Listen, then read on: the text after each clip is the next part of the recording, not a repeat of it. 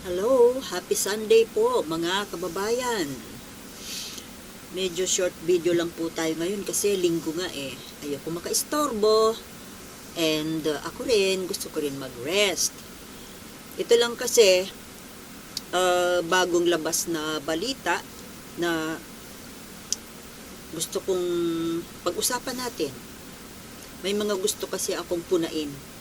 Ito po yung tungkol sa latest survey sa senatorial 2025 senatorial elections. Yung ano yata ito sa Tangier ngayon. Sa mga surveys po na ginawa ng kahit ito ay pro Duterte na survey firm or neutral, nagtataka po ako bakit parating nasa unahan, number 1 slot itong si dating Pangulong Duterte. Pero nagkaroon man ng isang ano bang kwan yun, Octa research ba yon, yung hindi doon napasabay kahit na saan doon, sa Among the 12, yung pangalan ni Duterte. Ewan, bakit ganun? At ito nga po, ito naman po yung latest na, kumbaga, Tangier, hindi po natin ito masasabi na pro Duterte ito. Mukhang ano to neutral. Pero ito nga po ang resulta, no? Nangunguna na naman, number 1 po, yung inyong Tatay Digong Duterte. Nagtataka ako kung bakit number 1 ito. Mga kababayan, hindi ba? Sa dami ng mga naglalabasan po ng mga negative issues tungkol dito sa mga Duterte, lalo na dito sa Tatay Duterte, nakapagtataka kung bakit iboboto pa ito ng mga tao kung ito ay tatakbong senador. Ano ba naman tayong klaseng tao, mga Pilipino na butante? Ito ba talaga talagang mananalo, lalo pat number 1? Ibig sabihin majority ng mga Pilipino iboboto ito si Duterte bilang senador? Hello? Totoo ba to? Alam niyo mga kababayan, kung magbabase tayo sa mga sinasabi ng mga netizens, at itong mga netizens po na ito, ibig sabihin, nakikita natin ito dito sa mga social media post, at karamihan po dito, hindi po ito masa. Mga marurunong ito kasi marunong nga mag-computer Alam mo yung mga talagang masa, yung hindi yan marunong mag-computer, hindi marunong mag-internet. So, ang tanong, saan sila kumuha ng data? Sino-sino ba ang in-interview? Well, of course, we know it should be random. Pero ang tanong, anong sektor ng lipunan sila kumuha ng data? Kasi kung pagbabasehan po natin yung social media na kung saan at least mga working class, middle class, mga intelihenteng tao kasi nga marunong mag-computer Hindi ba? Pero bakit po nagna-number 1 pa rin itong si Duterte? Sa dami po ng kinasasangkutan nito, naglabasan ng mga negatibong issue, controversies, na sobrang napakatindi po. Hindi po biro na mga akusasyon. Well, okay, sige, akusasyon, pero kahit na akusasyon pa lang ito, ako, pinaniniwalaan ko to. Sa dami ba naman? Halos araw-araw na lang, linggo-linggo, may mga negative issues na lumalabas tungkol sa pamilya Duterte. At ito nga pong si ay, Diyos ko. yung itong dating Pangulong Duterte, na grabe ang nalaman natin na na-expose ng mga kabulukan niya, mga kasamaan na ginawa. Di ba? Kaya nga may ICC may issue ng ICC. Pero, my goodness, totoo ba na talagang ipapapanalo, iboboto pa talaga ng taong bayan at number 1 pa? How true is this? Ganun na ba tayo katanga para ibalik pa sa posisyon itong Duterte? My goodness. Nagpapakamatay. Siguro itong mga natanong na ito, mga na-survey na ito, baka naman to mga DDS ito. Siyempre, kung mga DDS yan, di mananalo talaga yan. Pero sa totoo lang nationwide, I don't think na majority ng mga botante nationwide, from Batanes to Hulo, ay iboboto ang Duterte. Sa dami ng mga negative ngayon na naglalabasan tungkol sa kanila. Okay, pangalawa, ito po yung lumabas na sa Magic 12 Pangalawa, si Erwin Tulfo. Alam nyo, may bali-balita pa na pati itong Ben Tulfo tatakbo rin, senador. Anong klase na tayong, my God! Ano to? Alam nating mananalo ang Ben Tulfo. So, ibig sabihin, para bang magiging teritoryo na ng Tulfo Brothers ang Senado? My God, ano bang klaseng eleksyon meron tayo kung ganito mangyayari? Ang nandiyan sa Senado kung hindi magkakapatid, dalawang pares na magkapatid. Mayroong mag-ina, muntik pang magkaroon ng mag-ama. Tapos ngayon, magiging 3 na ang Tulfo. Wag nating sabihin na ang sisihin natin ang botante. Wala tayong magagawa kasi sikat Pero Diyos ko naman, kadiri naman yung ganun. Ang kakapal naman ng mukha. Kadiri. 3 kayo dyan. Kasi, sa totoo lang, pag kumandidato, ito nga, si Erwin Tulfo, nasa number 2. Sa ibang surveys nga, number 1 yan pag si Ben Tulfo pa nilagay nyo dyan, ganun din yon. Dahil mga sikat nga. Si Raffy Tulfo, ilan ba yun? Di ba number 2 siya? Naungusan lang ng konti ni Robin Padilla. Muntik nang mag number 1 din. Anong klaseng politika meron tayo? My God! Number 3, Tito Soto. Okay.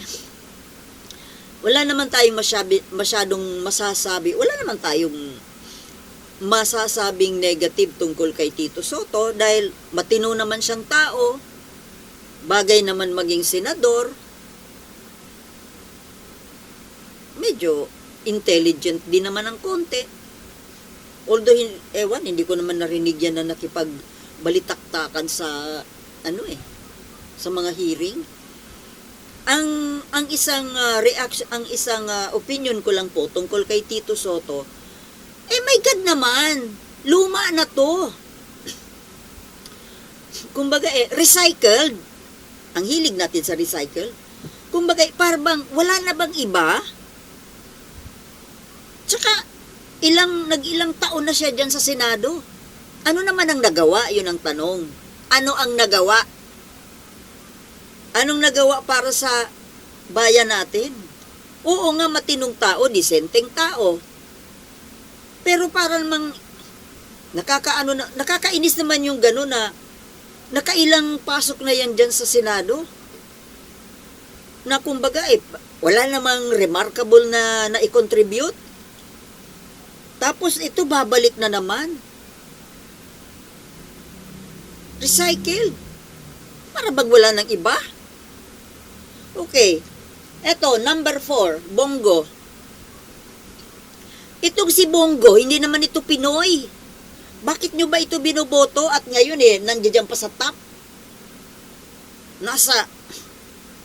Mataas po ito, number 4. Hanggang number 5, mataas yan eh. Ano pang meron si Bongo? Ang meron lang ito, nakakabit siya kay Duterte. Kung hindi naman dahil kay Duterte, hindi man yan dyan mananalo. Ano naman ang nagawa niyan? Ang bobo niyan eh. Sorry mga DDS, sa totoo lang. Ano naman ang nagawa niyan? Ni hindi nga yan nakikipagdebate. Ang tahitahimik. Alin sinasabi niyo, yung Malasakit Center? Bakit? Kanya bang idea yon? Baka kay Digong yun eh. Maniwala ka dyan sa Malasakit Center na yan. Oo, maraming natulungan yan. Oo, maraming natulungan. Pero, ikikredit ba natin yung kay Bongo? Project ba talaga niya yan? Pondo ng gobyerno yan eh. Hindi naman kanya. Tsaka inchik nga yan. Inchik na naging senador dahil kay Duterte. At ngayon, kumbaga, wala naman siyang, my goodness, ako opinion ko to hindi siya bagay dyan. Hindi bagay maging senador. Para sa akin, ang senador kasi, kailangan abogado ka. Kung hindi ka man abogado, super matalino ka. Matalino ba yan? Hindi ako sa nagmamaliit ng tao Real talk lang tayo kasi nga gobyerno ito pinapasahuran ng mga tao. Pinapasahuran ng pera ng taong bayan. Kailangan may balik sa taong bayan. Anong serbisyo na gawa nito?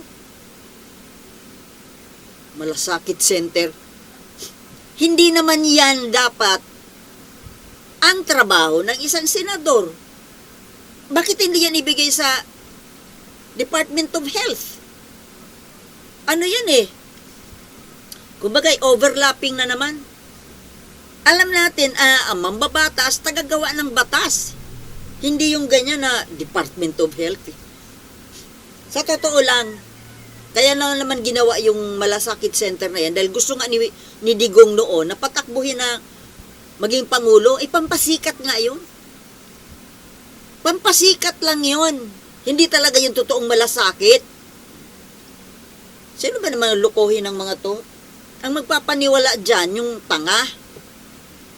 O, yung Malasakit Center, nakatulong sa ibang tao. Marami ring natulungan. Pero pera nga yun ng taong bayan, hindi naman yung pera ni Bongo. At saka, idea ba niya yun? Paniniwalang idea niya yun. Ngayon, pang-5, Isko Moreno. Wala naman akong masasabing hindi maganda kay Isko Moreno kasi kahit hindi naman siya super katalinuhan, pero magaling naman makipagdebate. Marunong man. Kita mo yung mayor siya sa Manila, may maganda rin namang nagawa. Okay naman si Isko. Although, hindi yan ang brains ng pangsenado. Pero okay na rin. Okay lang. Okay na lang. Kasi, kahit papano, kahit hindi naman siya masyadong katalinuhan, nagpapakamatalino. Yun ang description ko kay Isko. Nagpapakamatalino. Okay na lang yan. Ngayon, pang-6, Manny Pacquiao. Excuse me, ito na naman po tayo. Magpipipili na naman tayo ng mga taong pang-senado na hindi naman talaga pang-senado. Bakit natin gagawin senador si Manny Pacquiao? Yung ibang mga vloggers, tuwang-tuwa. Oh, Manny Pacquiao! Ano ba nagang tanong? Ano nagawa niyan? Ano ang kayang gawin niyan sa Senado? Para mga tanga. May isang vlogger na tuwang-tuwa na napabilang si Manny Pacquiao sa Magic 12. At ang taas, number 6, Ang tanong, para ba siya sa Senado ang utak niya? Kaya lang naman niya naging senador dahil nga sikat. sikat at makwarta. Bakit? Ipamimigay ba niyan sa atin ang kwarta niya? Hindi tayo naghahanap ng boksingero dito. Ang hinahanap natin, marunong sa batas. Ito po, alam nyo, itong politika natin sa Pilipinas, talagang nakakatawa. Nakakatawa. At sino may kagagawa nitong nakatatawanan na ito ng politika? O di kayo rin ang mga gumagawa ng batas dyan. Ginagawa ninyong katawa-tawa ang politika natin. Ginagawa ninyong katawa-tawa ang Senado. At ginagawa ninyong katawa-tawa ang bansang Pilipinas. Kayo rin ang may kasalanan niya. Kayo mga mambabatas niya. Kayo ang gumagawa ng batas eh. Kasi kung talagang gusto ninyo ng matinong politiko, matinong Senado, matinong presidente, matinong pamayanan, matinong bansa, di sana gumagawa kayo ng batas na ang mga ganitong klase, hindi dyan dapat na iluluklok.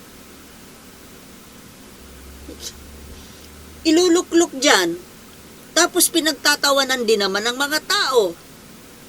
Di ba pinagtatawanan niyan si Manny Pacquiao? Ng kapwa niya senador at ng mga tao. Tutulungan ninyo maluklok din ng tao, tapos hayaan ninyo na pinagtatawanan ng kapwa? Pinagtatawanan ng mga tao? O di ba si Robin Padilla pinagtatawanan? Inilalagay din ninyo ang tao sa isang embarrassing situation. Dahil diyan sana kung mayroon tayong batas na maglilimita, magbibigay ng isang imahe, qualifications ng isang senador, ng isang ganitong klaseng politiko, na yung talagang makakakuha tayo ng matino, matalino, may puso man si Manny Pacquiao, may utak ba siya? Ito kasi mga trabaho ito, more on utak ito eh. More on utak. Ano ba meron si Manny Pacquiao? Kamao? Anin ko ang kamao? Okay. Number 7. Bato. Bato de la Rosa. Sos Mariosep. Just like Bongo and Digong Duterte, iisa lang kulay ito eh. Birds of the same feather ang mga to eh. Bakit pa nakakasama yan dyan? Hindi ba dapat talsik na yan sa Magic 12? Bakit? Diyan lang po natin makikita ang mga tao, ang mga botante na hanggang ngayon ay tanga pa rin. Pag yan patuloy na nandiyan dyan, kasama dyan sa listahan, pinapakita lang na mga tanga talaga. Sino ang tanga doon? Yung botante, yung in-interview, yung participant sa survey, o yung nagpapasurvey mismo? Number 8, Pia Cayetano. Wala naman akong masasabi dito kay Pia, kundi dala-dalawa silang magkapatid dyan. Sana naman, kung yung isang kapatid nanalo ngayon, sana naman wag nang kakandidato pa yung isa, ang kakapal naman ng mga mukha ninyo. Dala-dalawa kayo dyan. Bakit? Kayo lang ba ang matalino? Wala nang iba? Sa totoo lang ang dami dyan eh. Yun naman sinasabi ko, yung batas. Sana may batas na naglilimita na sa isang pamilya, dapat isa lang ang tatakbo. Yung isang kapamilya, isa ibang posisyon naman, halimbawa mayor. Dapat nga, hindi na siya dapat sa Congress. Dahil iisang yan eh. Iisa lang naman yan eh. Ang House of Representatives sa Senado, tagagawa ng batas. Dapat hindi na ganon. Dapat mas lower. Either governor o kaya mayor. Wag naman na sabay-sabay na nasa Senado. Magkakapatid, mag-iina. Sobrang kakapal naman. Na para bang kayo na lang ang may utak dyan. Ginagawa talaga ninyo, ano yung, hindi lang ginagawang katatawanan ng politika na natin, kundi ginagawang gatasan. Gatasan. Yan po ang masasabi ko dito kay Pia at saka kay Alan Peter. Dala-dalawa kayo dyan. Nagpapakita lang na sobra kayong mga swapang. Mga swapang. Wala naman ako masabi sa talino niya, mag-abogada naman yan eh. Kaya din naman niya yung trabaho ng senador. Bagay naman siya dyan. Kaya lang yung, ang ano ko lang, ang opinion ko lang dyan eh, dala-dalawa. Dala-dalawa sa isang, sobrang kakapal ng mga to. O, number 9, ito ang pinaka, Amy Marcos. Buti nga sa'yo, Amy, pababa ka na. Dapat nga wala ka na dyan sa Magic 12 eh. Sira ulo ka eh. Alam nyo itong si Amy Marcos, hindi na dapat talaga ito maluklok sa kahit ano, kahit anong posisyon sa gobyerno. Mag-senador, lalo na mag-vice president o president, mas lalong hindi. Mayor? Pwede ka mag-mayor doon sa bayan ninyo, pero Manila? Please! Huwag niyong gagawing mayor yan ng Manila. Dahil ang Manila is the capital of the country. Halos ano na, kung ano ang Manila, yun ang bansa. Hindi pwede yan. Nasa number 9? 1, 2, 3, 4. Malapit na. Malapit ka na matanggal sa Magic 12.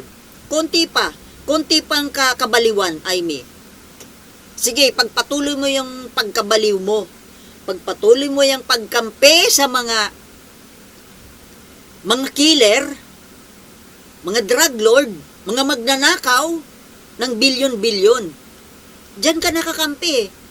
Sige, ipagpatuloy mo yung pagiging pro-China mo. Nababaliw ka eh. Para kang siraulo, traidor sa kamag-anak, traidor sa bayan. Nakakapagtataka nga, nasa number 9 ka pa eh. Sige, tuloy-tuloy mo pa yung pagpapaka-lukarit mo. Baliw. Babaeng nawawala sa sarili. Dapat matanggal ka na dyan. Baka akala mo, dyan sa ginagawa mo, baka akala mo, doble anso, alam mo ang gawa-gawa nito ni Amy, ang tawag niya dito sa amin, doble anso. Kain sa magkabilang mesa. Yung mesa ng mga Duterte at mesa ng mga Marcos, tiba-tiba siya. Gusto niya manginain sa dalawang magkahiwalay na lamesa. Sa totoo lang, bakit akala mo, Amy, hindi ka pinagdududahan ng mga DDS? Palagay mo, gusto ibubuto ka ng mga yan, Marcos ka eh. Pero dito naman sa lamesa ng Marcos, oy, akala mo yung mga Marcos loyalist gusto pa sa'yo? Marami na po ang ayaw sa'yo dahil sa kabaliwan mo. Baliw. Number 10, Doc Willie Ong. Wala po akong negative na masasabi kay Doc Willie Ong. Sige, okay tayo dyan. Although hindi naman po siya mambabatas, hindi naman talaga siya bagay dyan sa Senado dahil doktor siya, hindi naman siya marunong gumawa ng batas, pero makakatulong yan para sa mga issues about health. Dahil doktor nga siya. After all naman, may mga staff naman siya dyan na mga lawyers na tutulong gumawa ng batas. Ang importante po yung puso ng kandidato. At alam natin si Doc Willie Ong may puso yan. Kaya okay na lang po si Doc Willie Ong. Ngayon, number 11, itong si Francis Tolentino, na isa rin po itong hunyango. Hindi mo maintindihan kung saan ang loyalty. Ang naglalagay ito ng loyalty sa tao, sa partido eh. Dapat ang loyalty natin sa bayan. Hindi mo maintindihan ngayon kung saan ka sasakay eh. Sa Duterte lines o sa Marcos lines. Yung bus, di ba lines ang ano niyan? tawag. Hindi maintindihan kung saan siya kakapit eh. Alam mo, magpakatotoo ka na lang. Kung Duterte ka, di Duterte ka, di hindi kita iboboto. Kung magiging Marcos ka naman, alam kong kaplastikan yan. Oh, sasakay ka lang sa Marcos dahil para iboto ng Marcos loyalist. Parang yung nung panahon ng 2022 elections, nagsipagsakayan sa Uniteam. Pero pagkatapos nung ano na, kita mo si Robin Padilla, kung hindi naman niya sumakay sa Uniteam, hindi naman niya magiging number 1. Manalo man yan, baka number 11, 12. Oh. Pagkatapos, nung nanalo na, nandoon na siya kay Duterte, ang nag-iisang amo. Ulol. Ito si Francis Tolentino, alamin mo po, attorney, senator, kung ano ba talaga ang iyong obligasyon. Kanino dapat ang iyong loyalty? Kaninong kapakanan ang dapat mong ipagtanggol? Nakatingin kayo sa tao, sa partido, sa tao. Hindi sa yung totoong dapat na aalagaan mo, kakapitan. Di ba yung taong bayan? Yun ang wala ka. Abogado ka nga, matalino ka naman, kababayan ka pa, pero hindi mo alam. Hindi mo alam kung ano talagang obligasyon mo sa pagiging senador. Nakaano ka sa tao eh. Sa apelido. And lastly, Lito Lapid. Hi! Do I have to say more? Number 12. Delikado. May possibility na malalaglag ito. Ang tagal. Alam mo, dapat nga, alam mo, ito si Lito Lapid, kung mayroon naman siyang utak na natitira, kahit konti, or delikadesa, hindi na siya dapat nagtatatakbong senador. Mayor doon sa Porac, pwede. Or governor ng Pampanga, pwede. Local executive, pero senador? Yes, bagay naman siya maging governor, mayor, hanggang doon lang. Congressman nga, hindi siya pwede. Mambabatas. Bakit ka nandiyan dyan sa Senado, Lito Lapid?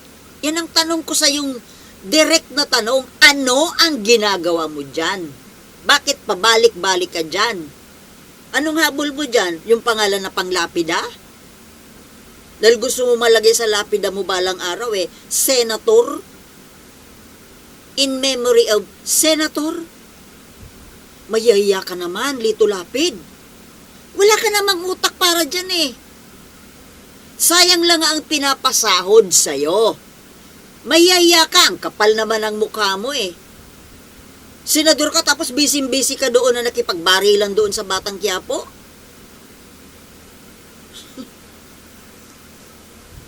Kapal ng mukha. Kapal ng mukha. Alam mo namang wala kang alam, wala kang contribution dyan sa Senado. Pabalik-balik ka pa. Hindi nga, marami nga nakakaalam na nasa Senado ka pala Kasi hindi na namin marinig ang boses mo. Kasi wala ka naman talagang ibubuga. Mayaya ka naman, Lito Lapid. Pakiusap naman, maawa ka naman. Ibigay mo na lang yan. Ibakante mo yung slot na yan para sa mga mas kwalipikado. Hindi yung kagaya sa'yo, wala kang alam. Kung si Robin Padilla naman kasi kahit walang alam, nagmamagaling. Nag-iingay para marinig. Pero ito si Lito Lapid, kontento na siya. Papalapalapak, palakpak. Yan ba binabayaran ng mamamayan ng Pilipino sa'yo? Bayaran ka para pumalakpak? Hindi ka namin kailangan dyan sa Senado, Lito Lapid. Umalis ka dyan. Kakabuisit ka, ang kapal ng mukha mo. Dapat sa iyo hanggang gobernador lang. Makontento ka na sa pagiging gobernador. Mayor, gobernador. O mayor yung anak mo, gobernador ka. O, doon kayo magpapaka dynasty. Pero Senado, ewan ko ba naman dito sa mga tao na to na walang hiya. Alam na alam nila kung ano ang kapasidad ng kanilang intelekto. Pero talagang ibinabandera yung mga sarili nila dyan sa Senado, hindi na nahiya. Hindi, mahiya kayo sa taong bayan na Diyos ko naman, ang sweldo ninyo, halos milyon. Sobrang lalaki ng sahod ninyo, pero ganyan ang ibinabalik ninyo sa taong bayan. Mga walang hiya kayo, ang kakapal ng mga mukha ninyo. Yung mga artista na nandiyan sa Senado. Tapos si Robin Padilla gusto pang dagdagan. From 24 to 54. Kasi meron siya mga ipapasok na mga barkada niyang artista. Na mga laos. Mayaya kayo. Lito Lapid, pakiusap, huwag ka nang tatakbo uli. Buisit ka, wala ka namang naiko-contribute. Yan, Lito Lapid, Manny Pacquiao, Bongo. Shhh! Layas kayo dyan. Mayaya kayo sa mga balat ninyo. Ginoo.